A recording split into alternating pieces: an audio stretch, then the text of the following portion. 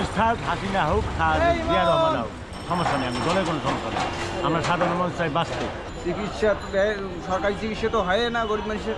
বাজারের কারণে মানুষ একটু অখুশি। এই বাজারটা তো নিয়ন্ত্রণে থাকে, দ্রব্যমূল্যটা তো নিয়ন্ত্রণে থাকে, তাইলে মানুষ খুশি। যাতে নিত্য পণ্যের দামগুলো কমিয়ে দেয়।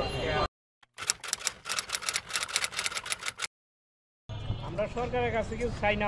আমরা চাই কি দানা চাল, চাল ডাল, শাক সবজি এইটা আমরাকে একটু কম কাইতারি দেয়।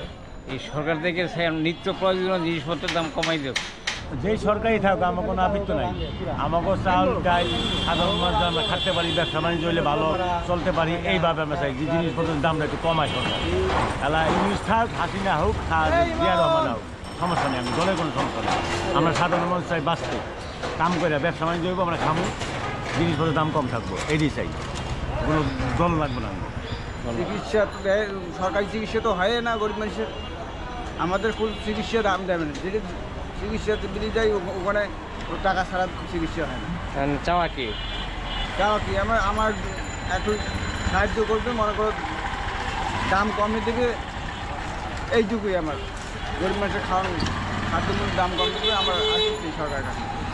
সরকার কাছে আপত্তি এইটা আর কোনো চাওয়া নেই।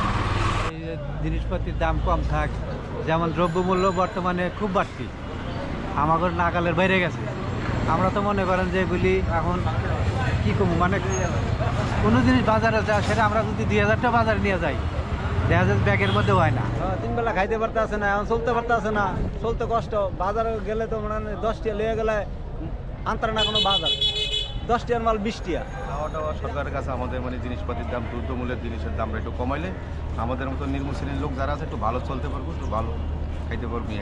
বাজারের কারণে মানুষ একটু অখুশি। এই বাজারটা তো নিয়ন্ত্রণে থাকে, দ্রব্যমূল্যটা তো নিয়ন্ত্রণে থাকে, তাইলে মানুষ খুশি। আমরা চাই যে সরকার মানে সব কিছুর দাম বিদ্যমান কমায় দেয়, গরিব দুঃখিনী মানুষ জানি ভাই শান্তি আনি করা খাইতে পারে, চলতে পারে, এটাই ভাই চাই আমরা আর কিছু চাই না। জিনিসপত্রের যে দাম লাগামহীন, সব জিনিসই, গরু তরকারি কন, ডিম কন, মাংস কন, মাছ কন, সব লাগামহীন। এই যে আমরা যারা গরিব ব্যবসায়ী, মানে ফুটপাতে যারা দোকান করি, তাহলে আমাদের জন্য তো খুব একটা কঠিন অবস্থা। বাসা ভাড়া থেকে আরম্ভ করে সব কঠিন অবস্থার মধ্যে আমরা দিন যাপন করতে পারি। আমরা চাই বর্তমান সরকার যাতে নিত্য পণ্যের দামগুলো কমিয়ে দেয়। আমাদের সারাদিন দোকানদারি করে 500, 700, 1000 টাকা বেচা কষ্ট। তারপরেও মানে বাসা ভাড়া দিয়া মানে ঢাকা শহরে বাল বাচ্চা নিয়ে থাকাটা বড়ই কষ্ট।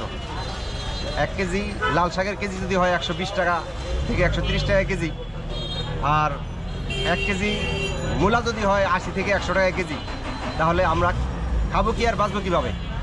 500, 700 টাকা রুজি করে প্রতিদিন সংসার চালাবো না বাসা ভাড়া দেবো? মানে এখন তো মানে ওই ঢাকা ছেড়ে গ্রামে যাব, গ্রামেও কোনো উপায় নাই। কারণ ঢাকা থেকে গ্রামে আরও অভাব বেশি।